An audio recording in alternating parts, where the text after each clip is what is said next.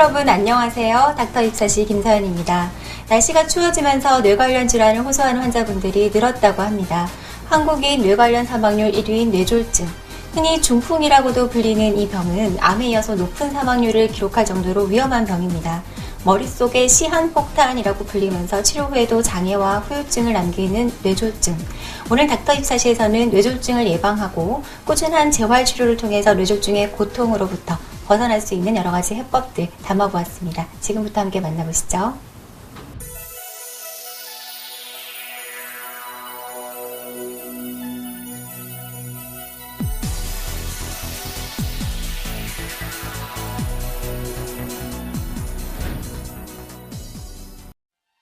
일교차가 커지고 찬바람이 불면 가장 먼저 조심해야 할 질환 뇌졸중.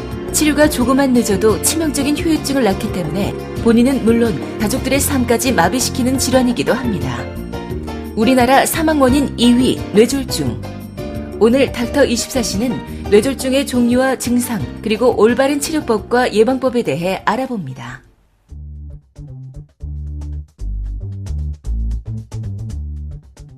오늘 저희가 뇌졸중에 대해서 알아볼 텐데요. 도움 말씀 주시기 위해서 문정수 선생님 나오셨습니다. 안녕하세요. 안녕하세요. 자, 우리가 많은 분들이 뇌졸중이라는 단어를 안 들어보신 분은 없으실 것 같은데 정확하게 뇌졸중을 좀 설명해 주시겠습니까? 흔히 중풍이라고 많이 알고 계시는데요. 뇌 혈액을 공급하는 혈관이 막히거나 그것이 터지면서 발생하는 신경학적 장애를 뇌졸중이라고 합니다. 혈관이 막히거나 터졌을 경우로 나누어서 알아두셔야 할 것 같은데요. 먼저 혈관이 막히는 뇌경색은 어떤 질환입니까? 뇌경색은 대뇌, 소뇌 쪽으로 가는 혈관이 동맥경화나 혈전에 의해서 막히면서 그거에 따른 그 신경학적 이상이 발생하는 것을 뇌경색이라고 합니다. 그러면 터지는 건 뭐죠? 뇌출혈인데 어떻게 해서 터지게 되는 거죠? 뇌출혈 같은 경우도 동맥경화나 아니면 고혈압 같은 것들이 원인이 돼서 터지게 되는데요. 뇌혈관이 파열되면서 발생하는 신경학적 증상들이 여러 가지가 있을 수가 있습니다. 뇌출혈 같은 경우는 크게 뇌내출혈과 거미망미 출혈 또는 지주막하 출혈이라고 하는데요. 그렇게 두 가지로 크게 나눌 수가 있습니다. 네, 뇌경색과 뇌출혈, 결국은 뇌혈관에 문제가 생긴 건데요. 그렇다면 뇌혈관에 문제를 야기하는 주된 원인이 있을까요? 예, 한두 가지 원인으로 설명하기는 매우 어렵고요. 여러 가지 원인이 오랜 시간 동안 혈관에 작용하면서 생기는 경우가 많습니다. 그런 여러 가지 원인들 중에서는 조절할 수 있는 것들도 있고 조절할 수 없는 것들도 있는데요. 조절 불가능한 위험인자로서는 나이라든지 인종, 성별, 그리고 뇌졸중의 과거력이라든지 가족력이 있는 경우 이런 것들은 본인이 노력한다고 해서 고쳐질 수 있는 것들이 아니고요. 반면에 본인이 노력하거나 병원을 찾아서 해결할 수 있는 여러 가지 위험인자도 있습니다. 대표적인 것이 고혈압이나 당뇨병, 고지혈증, 그리고 흡연, 그리고 심장 질환 같은 것들이 있을 수가 있고요. 그 외에 여러 가지 원인들이 있지만 다 병원에 오셔서 검사하면 해결할 수 있는 것들이 절반 이상은 되고 있습니다. 그렇군요. 그러면 말씀 중에 가족력도 있다고 말씀하셨는데 그렇다면은 많은 분들이 뇌졸중이 과연 유전인가 이런 거 궁금해하실 것 같은데 어떻습니까? 예, 엄밀하게 말하면 유전이라고 하기는 어렵습니다. 대개 아버지나 어머님이 아니면 직계 가족에 뇌졸중이 있었던 경우에 그게 없었던 가족에 비해서 약 1.5배에서 2배가량 높은 뇌졸중 발생을 보이긴 하는데요. 그렇다고 해서 이것이 유전적인 요인이 있다는 것을 의미하지만은 않습니다. 대개 한 가족의 식사 습관이라든지 생활 방식 이런 것들을 포함한 모든 환경적인 요인을 같이 공유하고 있기 때문에 가족들 간에는 비슷한 병에 걸릴 확률이 매우 높습니다. 따라서 부모님이 뇌졸중을 앓았다고 하더라도 추후에 여러 가지 위험 요인들을 조절하고 병원을 찾아 검사를 한다면 검사를 하고 올바른 생활 습관을 가진다면 충분히 예방할 수 있는 것들이 많이 있습니다. 네, 올바른 생활 습관이 결국은 중요한 것 같은데요. 그런데 이 뇌졸중이 갑작스럽게 찾아오는 만큼 굉장히 불안하실 것 같으세요. 이제 미리 전조 증상을 알아두신다면 대비를 하실 수 있으실 것 같은데 어떤가요? 예, 말씀 중에 굉장히 중요한 말이 있었는데요. 갑자기 발생하는 게 가장 특징적인 거고요. 서서히 발생하는 질환은 뇌경색이 아닐 확률이 많습니다. 대개 갑자기 발생하는 반신마비라든지 감각장애, 발음 이상, 아니면 말을 하고 싶은데 안 나온다든지 잘 못 알아듣는다든지 갑자기 어지러워진다든지 균형을 잡기 어렵다든지 물체가 둘로 보인다든지 갑자기 사례가 들려서 호전이 되지 않는다든지 이런 증상들이 있으면 뇌졸중을 시사하는 소견이 되겠고요. 그런 경우에는 빨리 신경과 진료를 받는 게 좋겠습니다. 근데 뭐 이렇게 얘기를 쭉 해보면 어디가 좀 저린 것 같다. 여름은 이게 뇌졸중이 아닌가. 뭐 얘기하시는 분도 있고, 뒷목이 뻐근하다. 예? 이런 것도 뇌졸중이 아닌가 이렇게 의심하는 분들도 있는데 어떻습니까? 예, 물론 뇌졸중 때도 네. 똑같은 증상이 나타날 수가 있는데요. 네.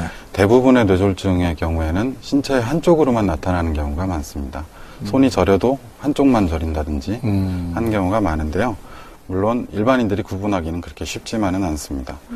양손이 저린 경우는 주로 말초신경 질환인 경우가 오히려 더 많을 것 같고요.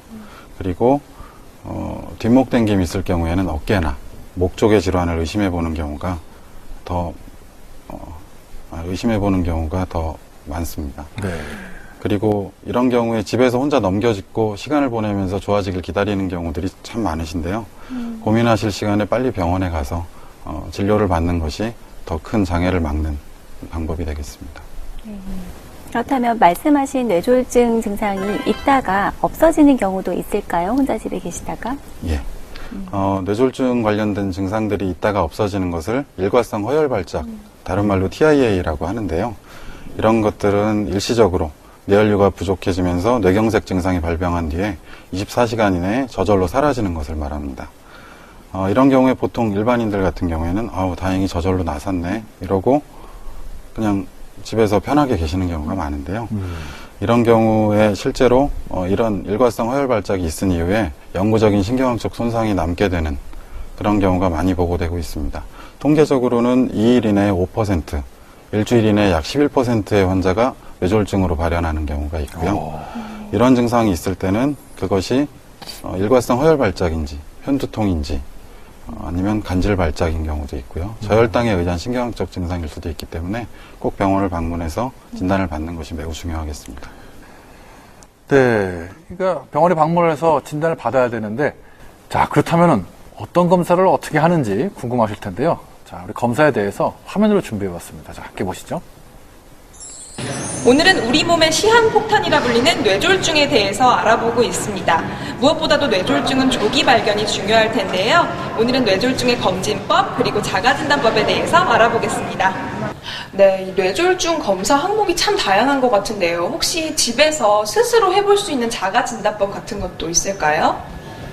갑자기 발생하게 되는 어지러움증이라든지 균형의 장애, 내지는 복시 증상 등이 자가 증상이 될 수가 있겠습니다.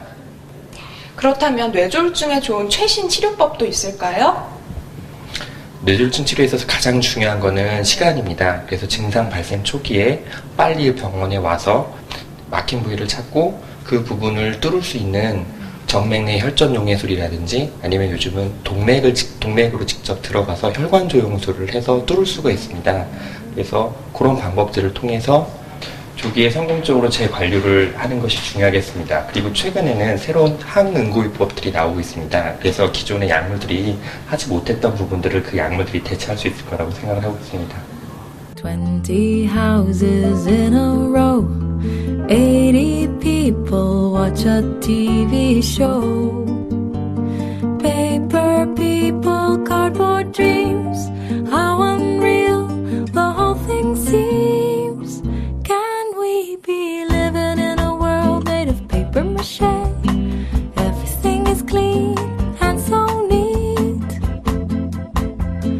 Anything that's wrong can be just swept away, sprayed with cologne, and the whole world smells sweet.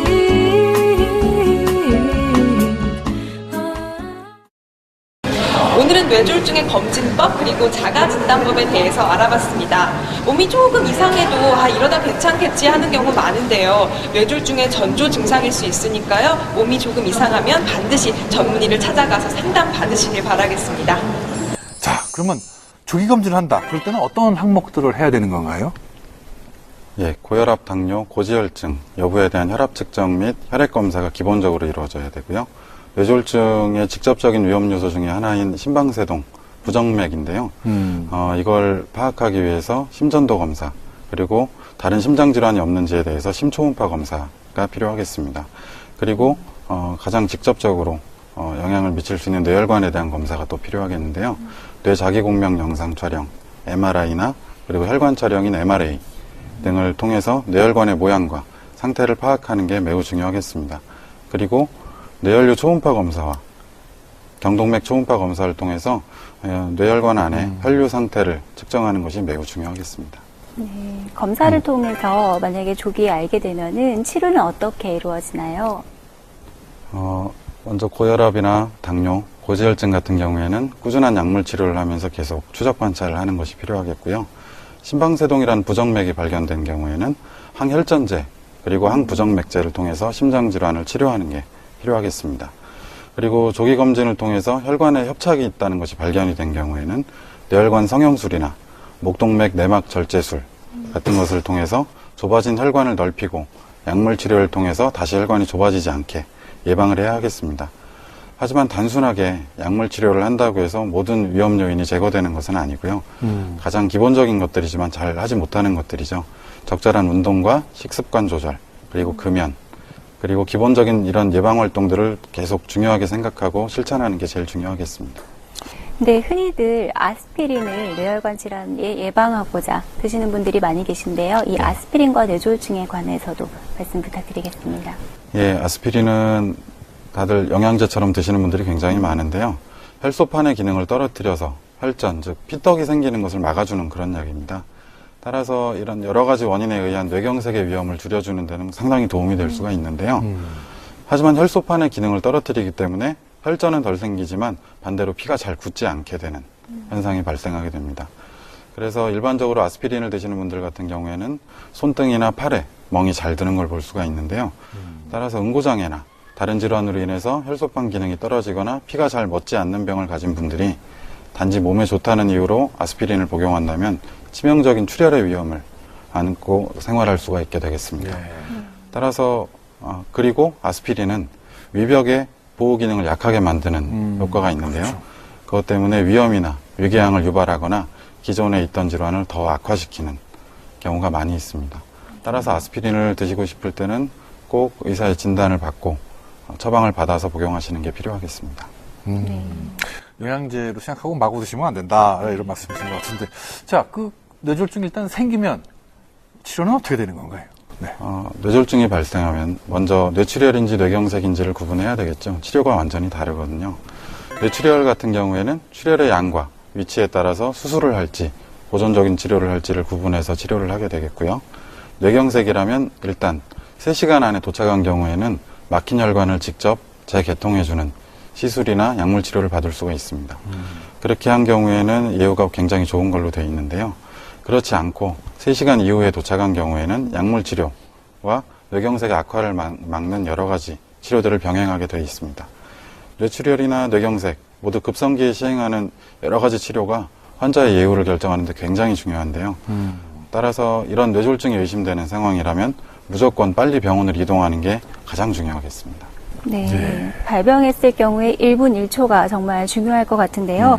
뇌졸중으로 쓰러질 사람이 계셨을 경우에 응급 대처 방법은 어떻게 됩니까? 뇌혈관이 막히는 경우에 골든타임을 3시간으로 잡습니다. 증상 발생한 지 3시간 안에 혈전용해제를 투여하게 되면 막힌 혈관을 뚫어서 증상을 호전시킬 수 있는 확률이 대단히 높은데요. 앞서 말씀드린 뇌경색의 증상이 있을 경우에는 지체 없이 119에 신고를 한 뒤에 환자를 이송할 수 있도록 해야 하겠고요. 일단 신고를 한 다음에는 환자를 눕혀서 안정을 시키고 혹시 구토할지도 모르기 때문에 고개를 옆으로 돌려서 기도를 확보해 주는 것이 도움이 될 수 있겠습니다. 네. 지금 골든타임 3시간 말씀하셨는데, 이거 좀 자세히 좀 시간에 따른 결과가 어떤지 좀 말씀해 주시겠어요? 큰 혈관의 뇌경색이 발생하는 경우에는 초기에 매 분당 약 190만 개의 신경세포가 죽어나간다고 합니다. 또 치료를 하지 않고 그대로 시간이 지체될 경우에는 정상적으로 약 3.6년, 약 3년 반 정도의 시간 동안 뇌가 노화되는데요. 그 노화되는 시간만큼의 뇌세포 손실이 1시간 안에 일어날 수가 있습니다. 앞서서 3시간 안에 혈전용해제를 투여받으면 예후가 좋을 수 있다고 말씀드렸는데요. 3시간 안쪽이라고 하더라도 1분 1초라도 더 빨리 혈전 2시간보다 영양제를 1시간이 좋은 거고 1시간보다 30분이 더 좋은 거네요? 그렇죠. 예. 그렇게 할 경우에는 그 경과가 확연하게 차이가 난다고 연구 결과 나타나고 있습니다. 따라서 뇌졸중이 의심되면 그 증상이 무엇이든 간에 무조건 빨리 병원을 찾는 것이 가장 중요하겠습니다. 3시간이 쉬운 건 아닐 것 같아요. 그렇지. 119 부르고 오고 뭐 어쩌고 어쩌고 이게 가족들한테 물어보고 의사결정이 좀 오래 걸리고 병원에 빨리 가야 되냐 말아야 되냐 이런 얘기하다가 또 시간이 연락도 안 되고 어쩌고 하다 보면 시간이 후딱 갈 것 같은데 쉽지 않은 것 같습니다. 네. 고민하지 마시고 그냥 가시라고 그러시는 것 같습니다. 그리고 그렇다면 뇌졸중의 후유증과 합병증에 대해서도 궁금한데요. 말씀해 주시겠습니까? 예. 뇌졸중의 후유증은 아까 처음에 말씀드렸던 그 전조 증상 내지는 뇌졸중의 증상들이 그대로 남아있는 경우가 제일 많습니다.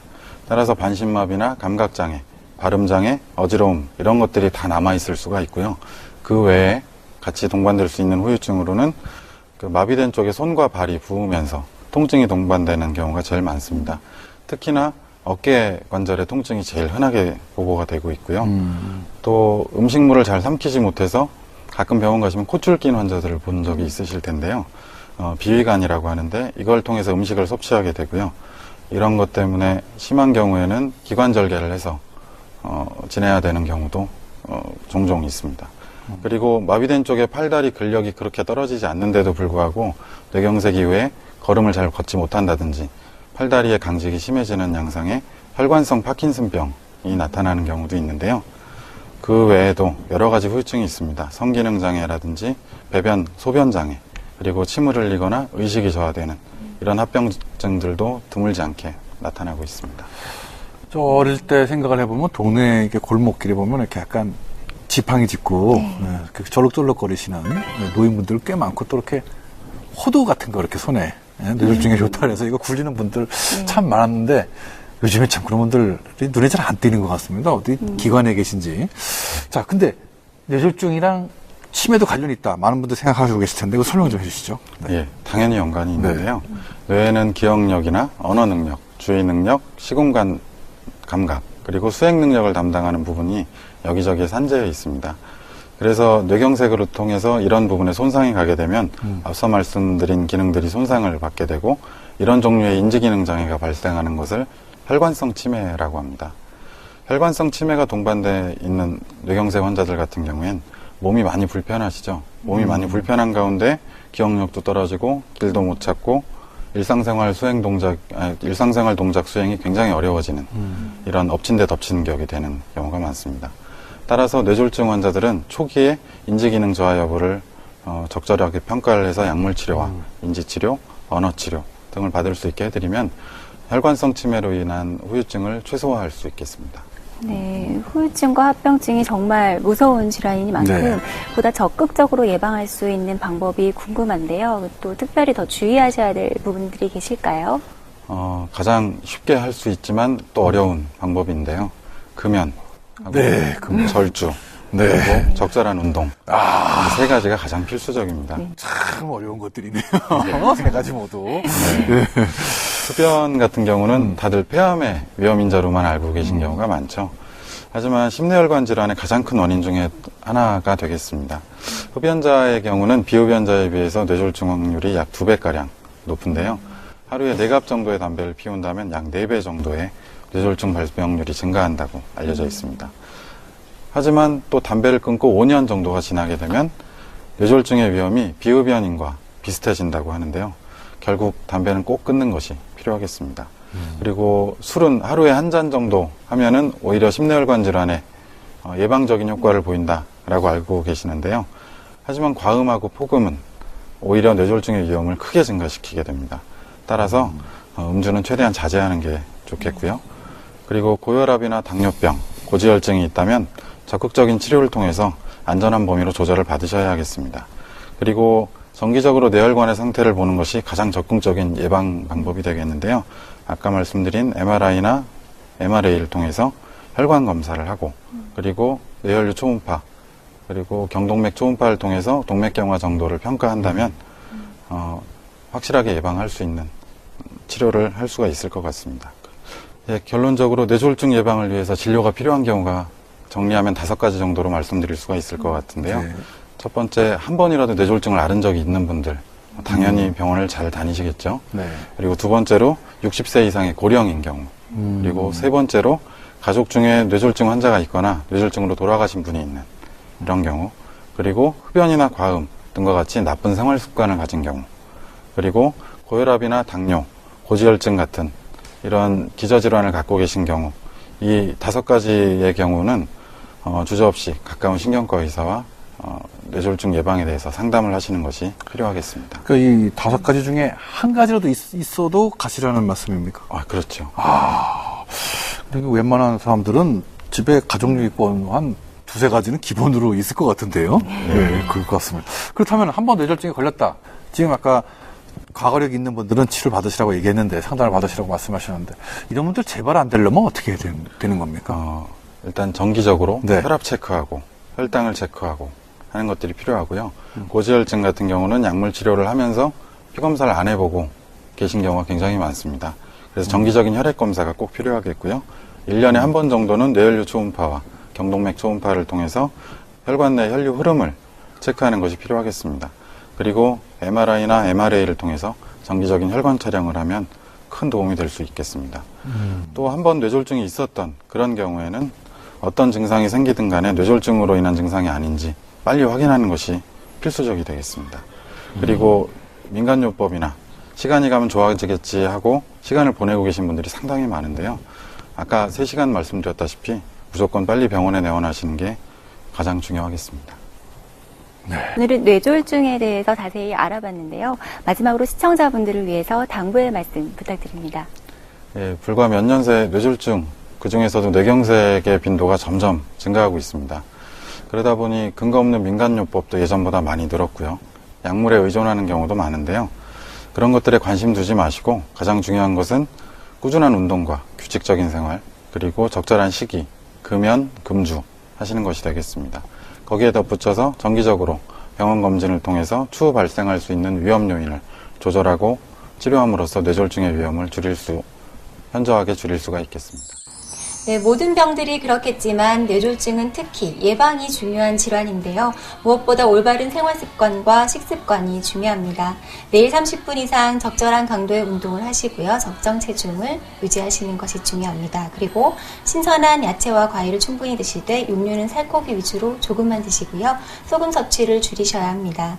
또 정기적인 건강검진을 통해서 혈압과 혈당 관리를 철저하게 해주시고요. 새해를 맞아서 금연 계획을 세우셨던 분들은 꼭 실천하셔서 뇌졸중을 예방하시기 바라겠습니다. 그리고 가장 중요한 것은 증상이 생기면 시간을 지체하시지 마시고 즉시 병원으로 가셔서 그에 대한 적절한 치료를 잘 받으실 수 있도록 초기 증상에 대해서 숙지해 두시는 것이 필요합니다.